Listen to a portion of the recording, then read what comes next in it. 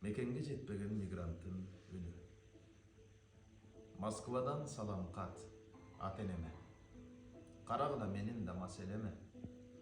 Жалган айтып не кылам, бөөт бардыгы жазылып турушундай бешелеме. 9 класстан соң келе бердим. Тапканымды сиздерге бере бердим.